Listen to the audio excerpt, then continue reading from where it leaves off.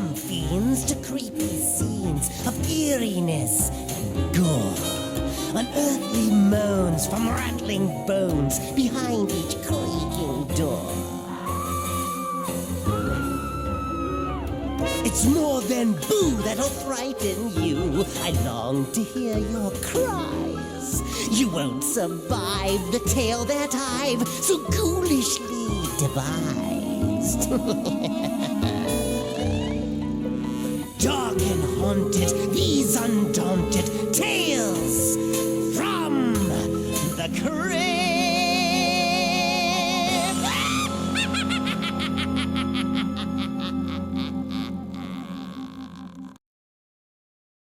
Good evening, kiddies, and welcome to the Crypt. It's your old pal, Extra Crispy here, on the podcast, doing my horrible Crypt Keeper impersonation. Kiddies, and welcome to a new series we got here, with my horrible Tales from the Crypt accent. I'd originally started recording a whole bunch of stuff for this, but then I realized as I was going, it takes more than like 30 seconds to explain an episode, plus you'll see the intros and the outros from each episode, which are really important to the Tales from the Crypt series, so I'm trying to leave them in unless they get blocked. So I originally was planning on doing this is my top 40 list. Originally planning on doing all 40. When I was doing everything, I realized that it was going to be too much for one episode, so I was like, I'll split it into two. But then as I got recording the episode, it's like, even the top 20, or the lower 20 and the top 20 is going to take forever. So what I've decided to do is to just do 10 at a time. We're going to go through, today we're going to go through episodes number 40 to 31, and then next time we will be from 30 down to 21, then 20 to 11, and then we'll go to the top 10. That's how we're going to do this. So that way these videos are a little shorter, so you guys aren't sitting there forever, I thank you for joining me for this, though, but let's see. I'm actually recording this intro after I just recorded all that.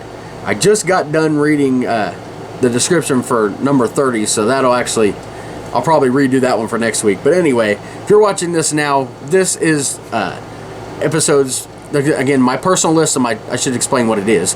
My personal list of my top 40 Tales from the Crypt episodes. You see my Tales from the Crypt EC Comics complete archives there. I've got all those, I got the first 3 volumes. I'm going to be collecting them all. From the Crypt issues. I do have all the Tales from the Crypt episodes on DVD, and I'll be explaining things from this. This is the Tales from the Crypt, the complete EC archives. It goes from when it was a comic book to through the movies of the 70s and the TV show, and then the movies that would come out later. But it's by Digby Deal. It's a great book, and it has the synopsises for the episodes, and I use Wikipedia just for because on this they don't list like what season they're in, so I just use Wikipedia for that because everybody knows you can't trust them for information.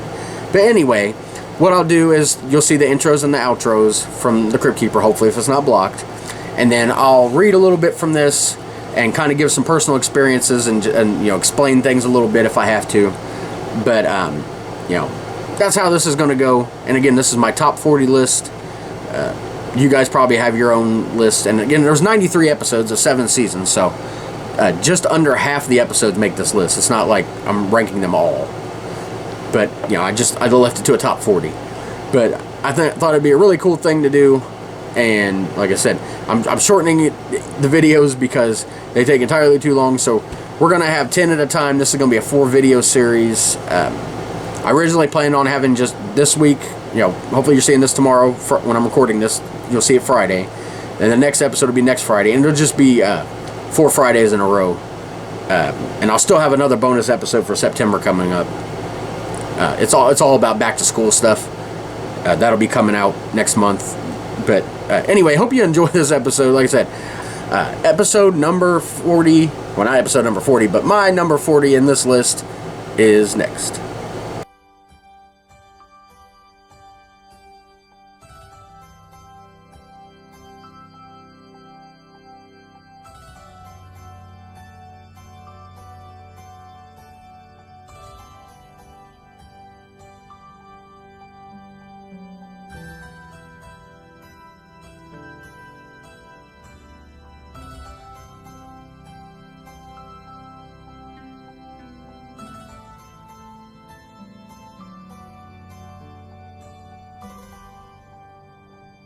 Hello.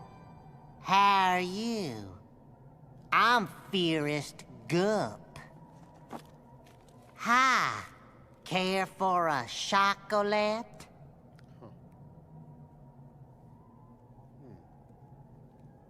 You sure?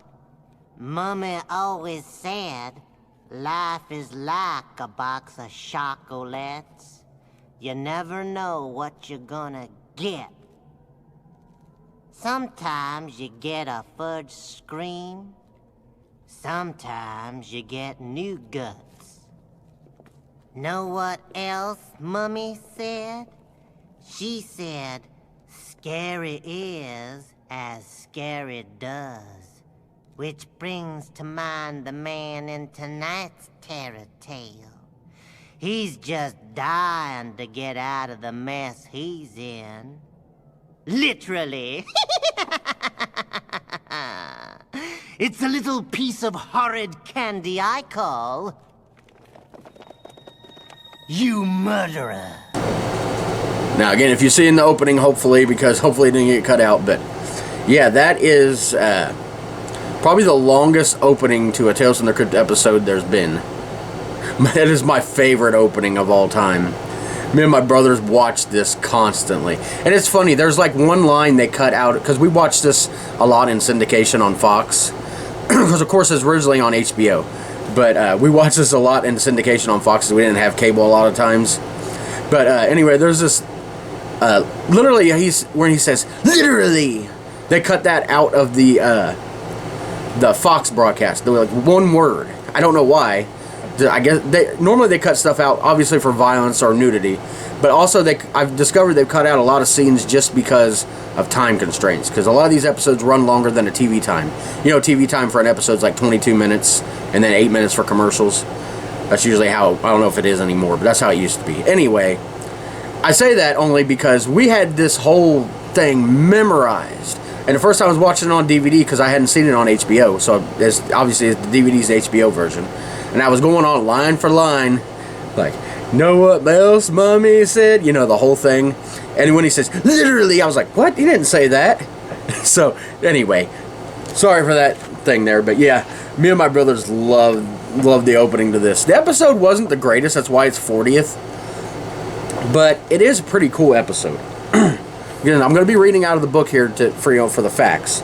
Directed by Robert Zemeckis, which is one of the original 5 directors of Tales from the Crypt. And an all-star set of directors. It was originally a story in Shock Suspense Stories. That was another one of the EC comic magazines. Again, if you're a Crypt Keeper fan, you probably know all this, but I'm saying some of this stuff for the people that have maybe only ever watched the episodes or never even seen the episodes. But yeah, it was in Shock Suspense Stories. Starring Humphrey Bogart, which, if you can believe it or not, I know he was dead, and the reason for that is Robert Zemeckis is the one who created Forrest Gump, which obviously the Forrest Gump intro. But you know how in Forrest Gump there was a lot of using the old footage and stuff and bringing it in, you know, putting Forrest Gump into it. That's kind of what they did with this. Humphrey Bogart is the star, but yet he's been dead. Now today with AI they can do all kinds of that stuff. But for 1996, this was like revolutionary. But the living star in this was John Lithgow, which of course from Third Rock from the Sun and other things, with a special appearance by Alfred Hitchcock, as you've seen. I don't remember if it's an intro or the outro. I'm adding these stuff in, obviously, post-production, so I can't remember if the Alfred Hitchcock... Yeah, I think he is there. Yeah, he's in there beginning. At the end, well, I won't spoil it, but after I'm done with this long description here, you'll see what happens to old Alfred. But Alfred Hitchcock, obviously, legendary horror director. Anyway, the synopsis of this episode says an ex-crook named Lou Spinelli, which is Humphrey Bogart, hires a plastic surgeon with John Lithgow to sculpt his face into that of Bogart's. So it's actually using the actual actor, kind of like, you know, breaking the fourth wall or whatever you want to call it there. When the doctor suggests that Lou have his wife bumped off to secure his new identity, he learns he's been set up. His wife and the doc are in cahoots and murder Lou. Lou's faithful secretary, Erica, shows up while they're trying to bury him. A struggle ensues. Erica is shot. Lou's body falls on the clutch of the car he's been placed in, and the vehicle runs over the scheming couple. Yeah, so that's pretty much the description of that episode. I said a lot of using old footage and stuff, but it's if you've never seen Tales from the Crypt, a lot of them have to do with people end up getting what's coming to them by their actions. You know, in this case, the plastic surgeon scheming with the wife, but to kill him, after the plastic surgery and get the money. Little do they know that he's been sleeping with the secretary, and she shows up, and in the end he ends up, even though being dead, because you see this through his point of view as being dead. Like, you're almost watching this, like they drag his body and you're like looking up at the two people, but you see him like fall over because of rigor mortis. He falls over and the car runs them over. So he ended up killing them after they killed him inadvertently. But like I said, not one of the greatest episodes, like scary wise. If you're picturing Tales from the Crypt, there's no monsters in it. He don't come back from the dead. But which is kind of funny that in a series where there's literally one called that's coming up on my list, The Thing from the Grave, where someone rises from the grave. That in this case, he is not a monster. He don't come back. It's like, it's Tales from the Crypt. You can come back from the dead. But no, he doesn't come back from the dead. But anyway, that's You Murderer. And after this outro here from old Crippy, we'll get to number 39. Yeah, it is number 39. I forgot I'm only doing 20 on the list, but it is number 39. I'm all over the place. Let's get to number 39 next.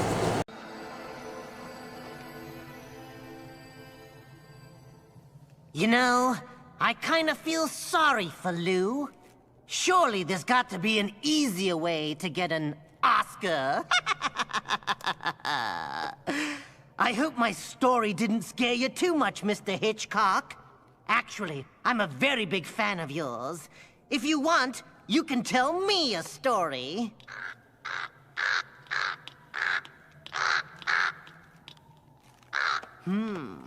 I guess he knows the pecking order now.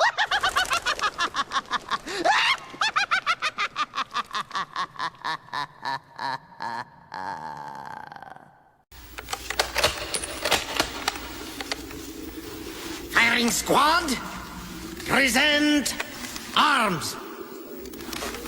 Hello, creeps. I was just about to fire off tonight's Dead Time story. It's about a young soldier who doesn't want to be in the army anymore. I can't imagine why not. I mean, war's a great equal opportunity destroyer. Now, where was I? Oh, yes. Ready? Maim? And here's my favorite part. Fire! I call tonight's tale Yellow. Alright, guys. Episode number 39 is called Yellow. Directed once again by Robert Zemeckis.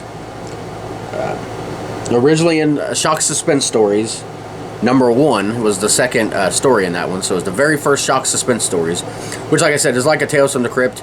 It was used more of a like shocking stories type thing, although they did have horror in that too. But a lot of the EC comics were made into Tales from the Crypt. It wasn't just the Tales from the Crypt. This starred Kirk Douglas, so you see that Tales from the Crypt had a lot of big name actors, not just the dead one, Humphrey Bogart. Eric Douglas, Lance Henriksen, which he's in another one coming up later, and was in my all-time favorite movie. You'll find that countdown on here, favorite horror movie, The Horror Show. Of course, a lot of people know him from one of my other all-time favorites, Pumpkinhead. But let's see, and Dan Aykroyd, of course. When you're the last actor on the list and your name's Dan Aykroyd, you know you got a good cast of characters. But the synopsis of this episode is: during World War I, a general's son realizes he no longer can perform on active duty. Deemed cowardly, his father offers him a way out. If he takes charge of one last mission, he will grant his son a transfer. After fear causes him to leave his fellow soldiers open for a massacre, he flees back to base camp. And the father is Kirk Douglas and the son's Eric Douglas, just like in real life, so just so you know. Nobody believes he did all he could, and his father had no choice but to sentence him to execution by firing squad. but the firing squad's rifles are loaded with blanks, or are they? Watch the episode to find out if they are. But yeah, Lance Henriksen plays a soldier that gets killed because of Eric Douglas's character's cowardice. You know, and his father cares more about his military standing than his son. See, in this, I get it because, you know, he shouldn't have been cowardly. But at the same time, he didn't want to be in the army anyway. He was just doing it for his father. So I kind of feel bad for the guy. So when he ends up getting what he deserves, it's almost like, you know, maybe the father should have gotten something too. But anyway, yeah, the end of the episode will be is really good. I won't spoil it just in case. Although the last one spoiled what happened there. But anyway, I won't spoil it. You can watch it. Really good episode. Again, not a horror episode at all. No monsters, nobody coming back from the dead. Just humans. And sometimes with horror, human horror is the worst of all. I mean, just imagine being scared of war and then you got to go to the firing squad and your dad sentenced you to it. Like I said, I kind of feel bad for the guy you're supposed to hate in this. Anyway, especially with the time the comic was made, you know, the 50s, people were a lot more, you know, pro-war than they are now. So obviously feelings have changed and everything. And of course, that's a whole thing of, you know, standards and all that. I'm not getting into all that, but you know, half of these episodes probably wouldn't exist by today's standards. But anyway, we'll get to the outro and then we'll get to number 38. I guess Martin finally learned his lesson. No guts, no gory. Well, gotta go, kiddies. It's time for my shots. Fire! Yes, yes, oh yes. Boy, I get a bang out of that.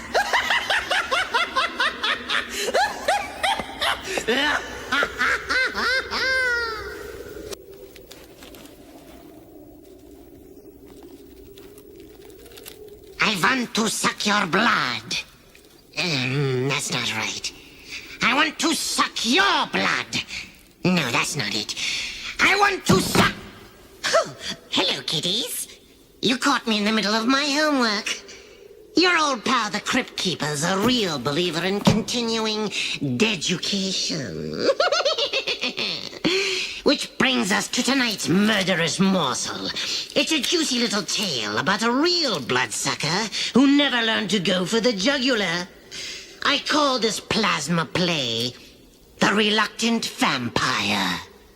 Alright, number 38 comes to you from episode number 34. And directed by Elliot Silverstein. I've never heard of that person. He didn't have all great, you know, well-known people directing. Originally in the Vault of Horror, issue number 20, and it is, it's story number 2. In these comic books, the stories were, obviously the first story was the most important one. With the other ones, they're good, but just they're not the leading one. They don't have the cover. Anyway, the Vault of Horror was another one. It was hosted by the Vault Keeper, and the Haunt of Fear was hosted by the Old Witch, by the way, the Ghoul Lunatics, as you'll see on there. I wish they could have made. If you ever watched Tales from the Crypt Keeper, the cartoon, they made an appearance in that. Or made an appearance. They were like they tried to take over, beginning with the second season. They tried to take over each week. It was funny watching them battle, but I wish they would have made an appearance in this somehow, even in just one episode. But anyway, The Reluctant Vampire is sort of a funny one. Now, this one definitely does have elements of horror, because it does have a vampire in it. Malcolm McDowell is the star. He plays the Reluctant Vampire. Then we've got George Wendt, of course, from Cheers fame. He recently passed away. But he plays the guy that runs the blood bank. But a blood-sucking night watchman at a blood bank, Malcolm McDowell, finds he has little else to do satisfy his appetite than sample from the bank's ample supply. He becomes smitten with pretty secretary Sally, who is being preyed upon by the bank's sleazy owner, George Wendt. When the owner declares that he's going to start firing employees because the blood supply is going missing, the vampire realizes he has to start replenishing the supplies and satiating his appetite the old-fashioned way. The bank owner discovers the vampire's secret and tries to blackmail him into making a lot of money for his own personal gain. The scheme backfires when the vampire knocks him out and places him in a coffin. So yeah, he's called the reluctant vampire because he's a vampire, but he doesn't want to kill people. So perfect job. He gets a job at the blood bank. It's right there. But the ending, the whole thing's kind of funny. And the very ending I won't give away, like after he puts him in the coffin, is just hilarious. There's some of these episodes where the acting is so camp, and it's so hilarious.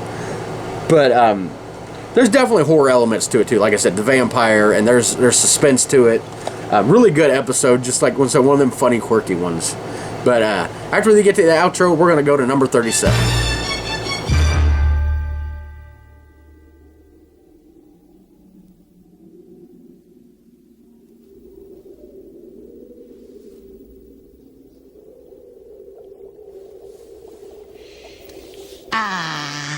It's good to see two lovers so batty about each other.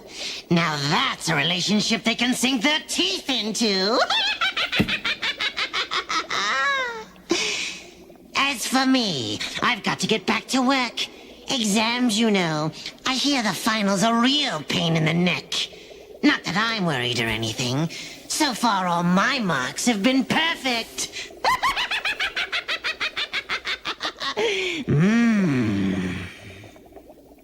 I tell you, ladies and germs, that ghoul friend of mine makes me so crazy. She told me she thought she'd look good in something long and flowing. So I threw her in the Mississippi. And how about that Ernest Hemingway, always shooting his mouth off? Ooh. Hello? Anybody? I know you're out there, folks. I can hear you bleeding. Is this on? I know what this crowd wants. A little slay on words. Maybe a couple of nasty fright gags? Get a life. Something along the lines of tonight's nasty nugget. It's a little tale about marriage. Or if you prefer, about wife and death.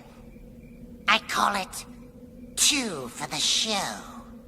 Guys, coming in at number 37 is Two for the Show. This is episode number 58. It's the 6th episode in the 5th season. I had to look up Wikipedia because I got annoyed because it wasn't in the book. It didn't have what episode or what season it was. It just had the number of the episode altogether. So I wanted to find out what season it was. This is season 5, episode 6, 58 overall. And this is, like I said, it's called Two for the Show, directed by Kevin Hooks, originally in Crime Suspense Stories number 17. And starred David Paymer, which I've never heard of him before.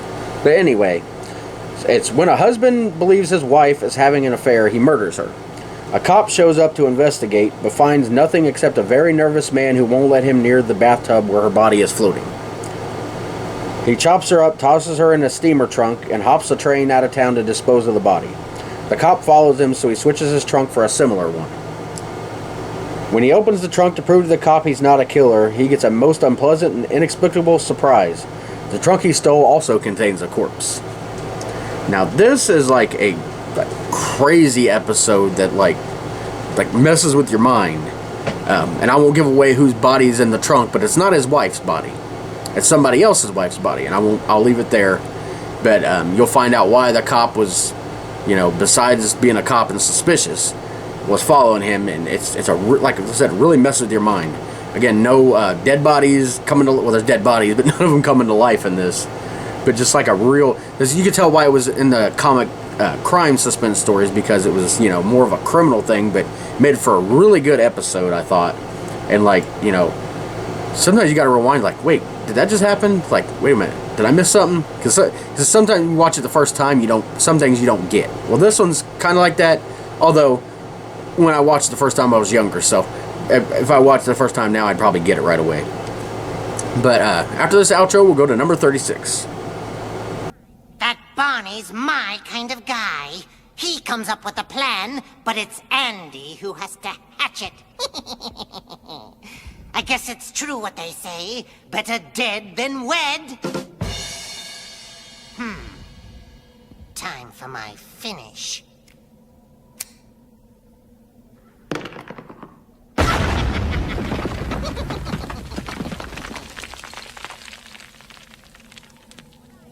Now that's what I call bombing!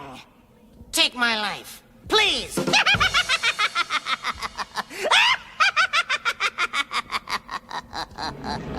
She loves me. She loves me not. She loves me. She loves me not. Blah! What do flowers know about love anyway? Well, hello there, boils and duels. Just getting in the mood for tonight's tawdry tale. A story of love and lurid lust in the dust. Sure to arouse the sickies amongst you to some heavy breathing. A tale I call Four-Sided Triangle. Alright, guys, number 36 is from the second season of Tales from the Crypt, obviously. And it's the 15th episode overall, the 9th in the season, and it's called Four-Sided Triangle. We'll find it here real quick. Should have been more prepared for this. But Four-Sided Triangle is one I remember watching. We had a tape when I went to visit my grandma's family down in Tennessee, and they had a tape of Tales from the Crypt from HBO. Like, I don't know how many episodes. It was home recorded, so it wasn't like one of the ones that they sold back then on the VHS. But it had everything in it. And as me and my brother used to call whenever they had a naked scene, it was called, "They got parts. They're showing parts." But I don't think this one showed parts, but I don't know. It might have. I can't remember exactly. But anyway, this is a really good one. Not exactly sure whether it has like supernatural elements or not. It's kind of left up to the mind. But anyway, it was in Shock Suspense Stories originally. Directed by Tom Holland. Obviously, you know, very famous director now. And it starred Patricia Arquette. And a runaway girl named Mary Jo, which is Patricia Arquette, becomes a tortured slave to a nebbish, I don't know what nebbish means, but he's a piece of crap, creepy farmer and his cranky old wife. Cranky's putting it nicely. She's like deranged and jealous and everything else. They're both evil, though. She escapes into the fields where she has a delusion that a scarecrow reaches out to save her. She begins to use the scarecrow as a source of mental escape, envisioning it as her lover. Okay, so it really wasn't alive, it's just her visions. I thought so. When the farmer discovers the straw and stuffing identity of her new man, because she kept going on, "I got a new man," he decides to disguise himself as the scarecrow. His plan backfires, however, when his jealous wife appears in the fields and runs the scarecrow through with a pitchfork to prove to Mary Jo it's not real, because, you know, he was holding still once his wife got out there. But, you know, she's like, "He ain't real," and stabbed him with the pitchfork. Thinking her straw lover dead, Mary Jo in then turn stabs the wife with the pitchfork, thus setting herself free. Now I got thoughts about that. First of all, the guy was, what it doesn't say in the description, the guy was trying to basically, well, I won't say it on here because I'll get banned, but SA her, and you know, she was trying to escape, and you know, his wife suspected he was trying to do something, but it's like, "If I ever catch you, I'll kill you." Well, she literally did. But I don't know if I think, because you can see by a look on her face that at some point she goes from knowing it's a delusion to actually using this to trick them into this happening. You know, knowing that the wife would stab it, saying it's not real, and then she'd have her chance to stab him. I really think that was her plan. You know, once she got over the delusions, you know, because she'd hit her head trying to escape from the idiot farmer. That's why she started having the delusions. But I don't really know if it was just like dumb luck that she was able to do that. I really think that at some point she got it in her head that, you know, I'm going to use this to escape. But anyway, that's enough psychology here on Tales from the Crypt. After this outro, we're going to move into number 35.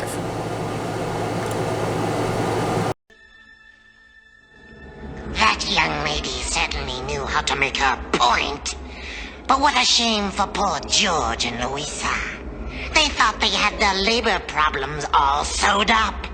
But Mary Jo formed her own union with the Scarecrow. And just when George was going to reward Mary Jo for all her hard work with a big bonus.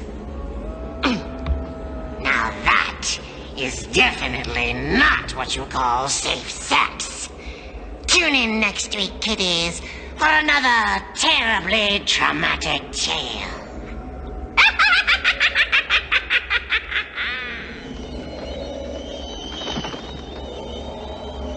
Oh, hello there, Fright fans. I've just been sitting here waiting for my blood pack to harden.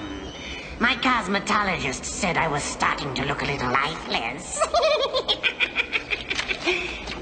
Much better, eh? Which reminds me, tonight's poison parable is about a couple who take their appearance very seriously. Needless to say, they're going to end up trying to save face. I call this one, Judy, You're Not Yourself Today. Alright guys, number 35 is actually 2 episodes after our last one. It's still in season, what was that, 2? Yeah, season 2. This one would be episode number 17, 11 of the season, called Judy, You're Not Yourself Today. And it's the first one on our list here that is actually from the Tales from the Crypt comic book. It was issue number 25, the second story in it. And it was directed by Randa Haynes and stars Carol Kane, the famous old actress. She creeped me out in this one, I'm telling you. No, wait, I got that wrong. Carol Kane's not her name. What is her name? Frances Bay, that's her name. Carol Kane that plays the other woman, who sounds like she's like 90, even though she looks like she's 30. But anyway, the old woman, you know her Seinfeld fans from the old woman with the rye bread. Anyway, in this, the gun nut Donald and his weirdo reclusive wife find themselves up to their necks in witchcraft when an old woman peddler shows up at the house and convinces Judy to try on a necklace. The old woman switches bodies with Judy. Once Donald realizes the switch has taken place, he tricks the old woman into thinking Judy has cancer. And when the two ladies switch back, he blows the hag away. That's what it says here, blows the hag away, and she is a hag. And buries her in the cellar. Months later, the witch rises from the dead and switches with Judy yet again. I don't know how she, can't remember how she rose from the dead. It's just, they had the necklace in like a safe in their wall. And somehow, just 2 months later, she's able to come back from the dead. I don't know, it's not really explained, other than she's a witch. Maybe she had a thing placed on herself where she could come back to life 2 months later. I don't know. But this time, she has a surprise for Donald that he'll never forget. And you can watch the episode to see the twist ending to that. But yeah. And Judy, You're Not Yourself Today is a line that Donald keeps using in the thing. Because he's like insane, and she's insane in her own way. He kept saying, Judy, you're not yourself today. That's the reason why the name of the thing. But yeah, great episode. I should say originally aired June 12th, 1990. But yeah, just really a weird episode. You know, and it does involve elements of horror in it with the witch and the switching bodies. But, yeah, really a weird. Some of these, even the horror ones, are just like, they're just out there. That's why I like Tales from the Crypt. You can have some super serious ones, some crime ones, outright horror, just strange, comedy ones. Collection completed, which will be near the top of my list. That's definitely a comedy horror for sure. That's like a definition of it. But anyway, after we watch this outro, we're going to get to number 34. I still think diamonds are a girl's best friend. You'll be glad to know that that witch gave up door-to-door sales and joined the Peace Corps. Poor Donald. You can't really blame him. He was only trying to give his marriage a shot in the arm, and in the leg, and in the head. Sometimes I crack myself up. Until next time, kiddies. Pleasant screams.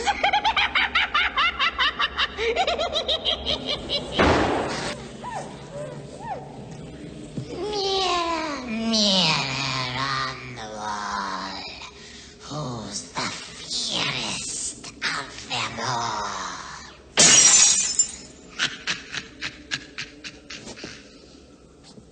Looks like I just bought 7 years bad luck. Speaking of bad luck, it's time for another nasty little terror tale from my Crowley collection. And this one's got a message too. It's a story about grief, death, and a girl who learned that beauty is only sin deep. And episode number 34 actually comes to us from the very first season. It is episode number 4, called Only Sin Deep. June 14th, 1989 is when this came out. Originally was in The Haunt of Fear, which of course I said, wait a minute. On here, on Wikipedia, it says The Haunt of Fear. And in this, it says Tales from the Crypt number 38-2. I'm going to go with the book because it was written in research. Wikipedia is Wikipedia, so. It was in Tales from the Crypt. Starred Leah Thompson, of course, very famous actress. She plays a call girl named Sylvia Vane. And Vane is meant to be that way because she is vain. But it's spelled, whenever she introduces her, she's like Vane, you know, like the weather. So obviously not. But she is, that's the kind of twist, is she's very vain about her face. And my dog's barking. Anyway, Sylvia Vane needs money, so she decides to roll a pimp. That's what it says, she rolled a pimp. Will you shut up, Carlos? She's not at the door. Old looking hag, you'll see. Or you'll hear. Watch the episode and you'll see. But she decides to pawn his jewelry. Instead, the pawnbroker offers to buy her beauty for $10,000. And she willingly accepts. Sylvia then uses her charms to land handsome bachelor Ronnie Price. Ronnie Price. You can tell the names were meant on these. But soon finds herself aging quickly. Although doctors have no explanation, Sylvia is obviously paying the price for having hucked her good looks. Because she sold her beauty, which he took a mask of her face, and ever since then she started like rapidly aging. So anyway, she returns to the pawnbroker, who offers Sylvia her features back for $100,000. Sylvia rushes home for the money, but Ronnie shows up and tries to stop her because he doesn't recognize her because she's so old. He thinks it's just a robber, not, you know, the woman he loves. Anyway, she shoots him and realizes she's now a fugitive as Ronnie's young, attractive widow. So the only way she can elude police is to keep her horrible, wrinkled face. And so she has to live out life as an old, wrinkled woman or go to jail for murder. But kind of the thing in this is the reason the guy takes her beauty is because he's like dead. I guess he practiced some voodoo stuff or something. But he's got his dead wife in a coffin back there, and he can't bring her back to life, but he can like restore her face. But eventually it runs out and he has to buy a new face, basically. So, the whole message in this is about being vain and, caring more about looks and money than that type of stuff. It really is a moral tale here. A lot of these are. Some of them are just goofy. But, this is a really creepy episode. Again, no actual dead bodies coming to life anyway. There's a dead one laying in the pawn shop. But just a lot of, and in the end, she ended up getting what she deserved. She got to live as an old hag when all she cared about before was her looks. So she got what she deserved. The Tales from the Crypt motto. Anyway, we're going to watch the outro to this episode, and then we're going to head to number 33. Poor Sylvia. Hey, kiddies. Guess you heard the old saying, if looks could kill. So she did. Just goes to show you, if you want to sell yourself, take a look in the mirror first. Well, see you next time, boys and girls. Quiet on the set. Deathly quiet. Fond felicitations, fiends, and welcome to the Crypt. Tonight's sordid saga is about a couple of kids with time to kill. See, they're just dying to get into the horror movie business. And if they're lucky, that's exactly what'll happen to them. Lights! Camera! Action! Again, hoping you're seeing these intros and outros, and that freaking YouTube hasn't blocked them, because I think it really adds to this episode, just so you can see the best part of Tales from the Crypt.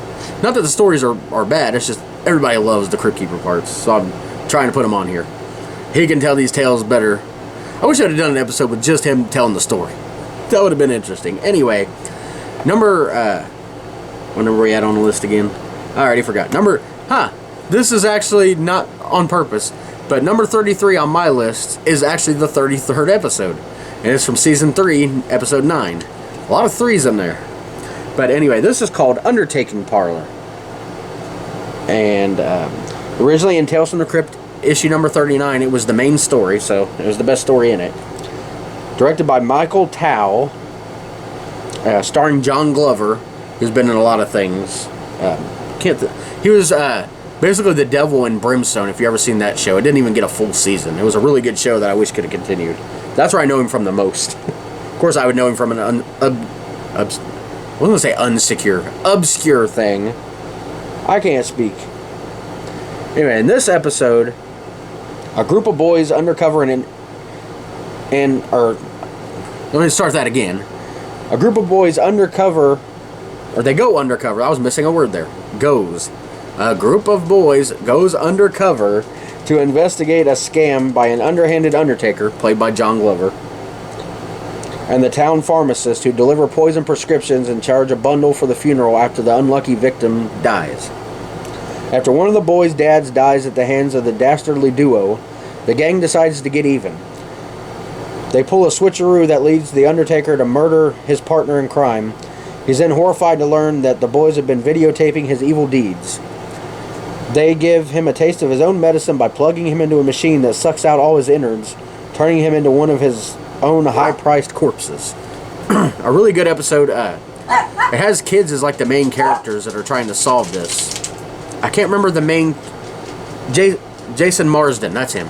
He played, what's her name? I think Dana from Saved by the Bell. Dana from, it's tip of my tongue. I talk about it all the time on the podcast. Step by Step. Played Dana on Step by Step's boyfriend, and also Eric from Boy Meets World's best friend. By the way, a little inside information for Boy Meets World fans. Jason Marsden was originally going to play Eric. Well, he auditioned with Eric, and they were actually best friends in real life. But anyway, that's enough of that. Anyway, he's the main character that's behind the kids. And the creepy part of this, besides the dead bodies and stuff, is like John Glover, the Undertaker, is like eating pizza while he's like sucking stuff out of this dead woman, and like he's like doing stuff to like make her face into a smile, like hammering it, and just eating pizza and drinking Mountain Dew and having a good time. But a really creepy episode. Like, nobody's come back to life in this, but there's definitely some bodies that die. Like I said, a very good one. It has kids in it. It's just like they get what they deserve, as always. But after this outro, we're going to head to number 32.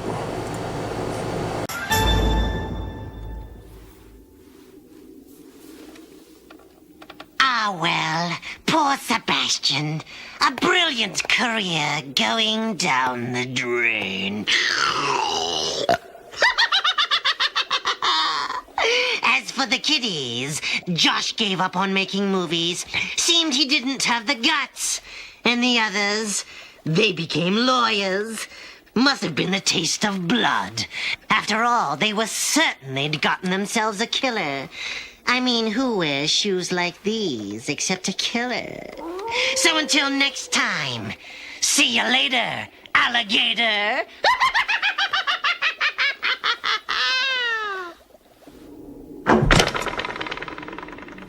Dying for a date? Aching for a little prick of passion? Well, be careful what you wish for. Or like the young man in tonight's terror tale, you may just get it. I call this nauseating number Loved to Death. Number 32, we're going to the very first episode of Season 3. 25th episode overall. It's called Loved to Death. And it's from Tales from the Crypt, issue number 25. Directed by Tom Mankiewicz. I've never heard of him. But it stars Andrew McCarthy, Mariel Hemingway, and Edward, which is Andrew McCarthy, is a frustrated screenwriter prone to fantasies about his dream girl, Mariel Hemingway. And he keeps having like these like dreams about her and stuff, like imagining them in his head. Even though she won't give us so much as give him the time of day. He gets an opportunity to win her heart when his mysterious landlord gives him a potion that's sure to make her fall for him. So a love potion, basically. But like psycho. She does indeed become love-struck for Edward, but a little love goes a long way.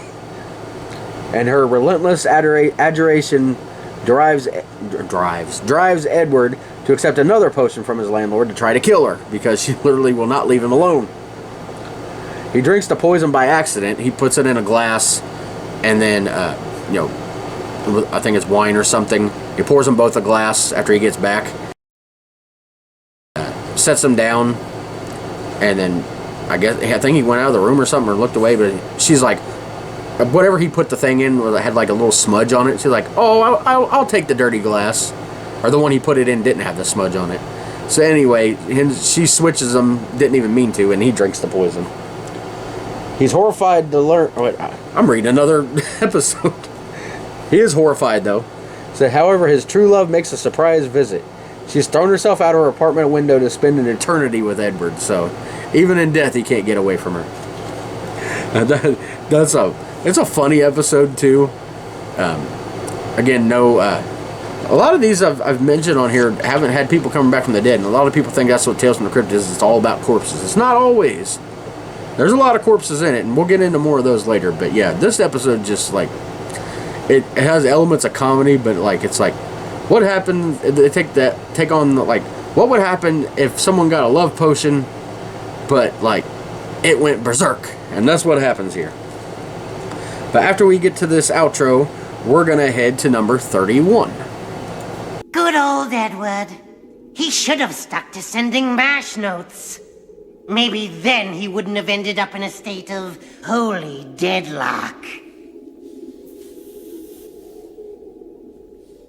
So, was it good for you too? Ooh, talk about head over heels.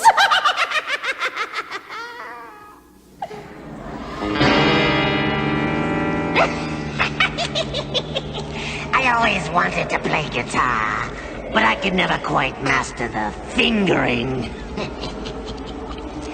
So I won't be a rock star. I'll just have to settle for being a shock star. My groupies.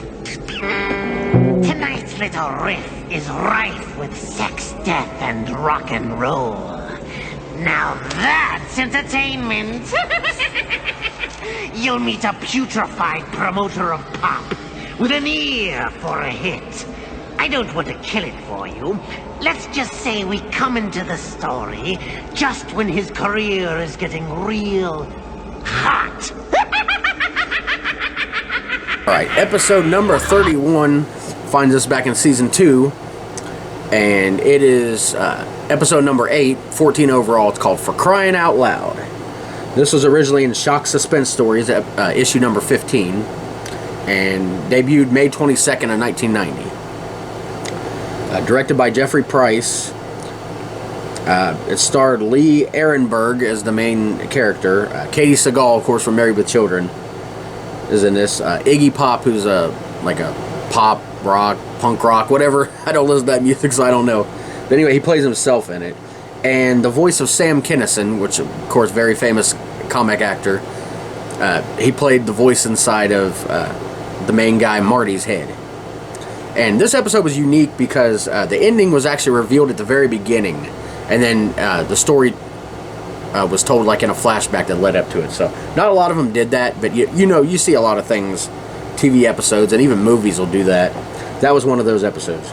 A sleazy rock promoter, Lee Ehrenberg, hears voices in his head, which is Sam Kinison, which his doctor attributes to years spent in the music business.